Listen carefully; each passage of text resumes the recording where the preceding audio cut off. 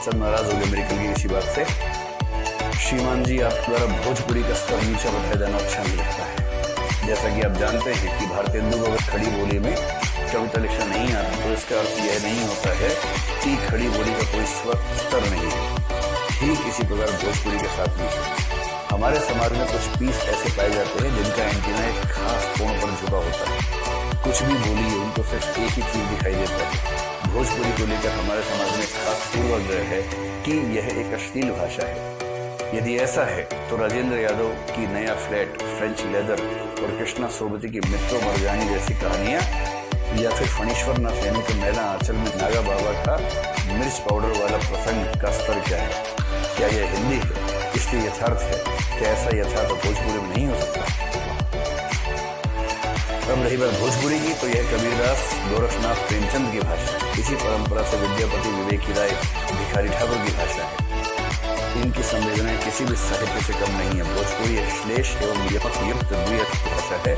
इसका परिचय कुछ इस प्रकार है। मैथिली के बहिन लागे अवधि के भाई, अंग्रेजी के बाप लागे संस्कृत के माई,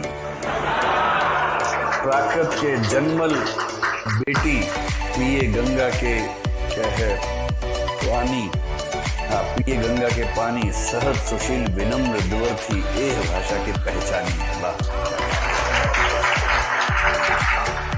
बहुत सुंदर। इसके लेखक बताना चाहेंगे कौन है या छुपन छुपाई करना चाहेंगे?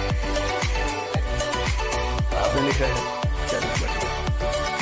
तो भाई, अगर आपको मेरी बात से ऐसा लगा तो मैं क्षमा प्रार्थी हूँ। हालांकि मेरी ऐसी राय है नहीं जैसे आप सोच रहे हैं। ये कौन तो कहेगा कि भोजपुरी भाषा खराब है? कहने का भाव सिर्फ ये कि भोजपुरी में सामान्यतः जैसा लिखा जा रहा है वह उतना अच्छा नहीं है जितना जैसे अवधि की बात करें, पिछले की बात करें, हिंदी की बात करें, वैसा नहीं है। और इसमें भाषा थोड़ा ना खराब हो जाती है।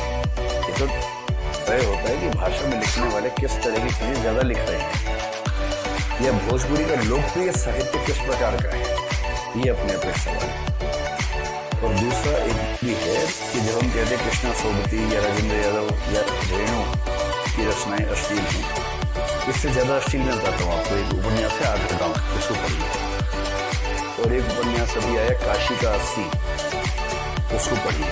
उनमें तो गालियां खुलेआम हैं, उसके बाद भी अश्लील साहित्य नहीं है। क्योंकि अश्लीलता शब्दों में नहीं होती, अश्लीलता शब्दों के प्रयोग के कंटेक्स्ट में होती है। इसलिए महिला संगीत अश्लील नहीं होता, लेकिन बाहर निकल के बोल देंगे तो अश्लील हो जाएगा। तो अश्लीलता को शब्दों में मत पहचानिए।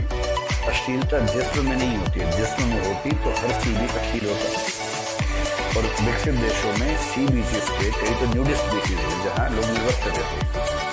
उसके बाद भी कोई भी व्यक्ति किसी दूसरे व्यक्ति को देख नहीं रहा होता, क्योंकि वो उस चीज से इतना ऊपर उठ चुके हैं कि उनको इन चीजों में ऐसा शौक नहीं है कि पागलों की तरफ घूम के देखते हैं। अश्लीलता देखने वाले की आंख में भी होती है।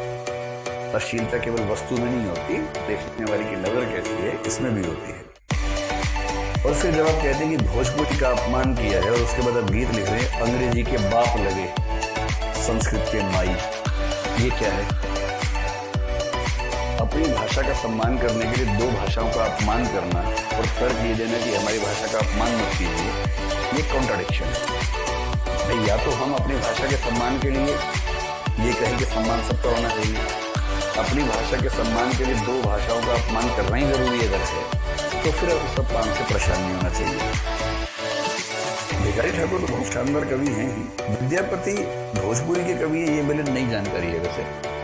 और प्रेमचंद ने भोजपुरी साहित्य लिखा, ये मेरी नई जानकारी है, अगर सच में लिखा है। उनकी भाषा अलग बात है। कबीर उस इलाके के व्यक्ति हैं, प्रेमचंद उस इलाके के, इसका मतलब ये छोड़ना होगा कि वो भोजपुरी में साहित्य लिख रहे हैं।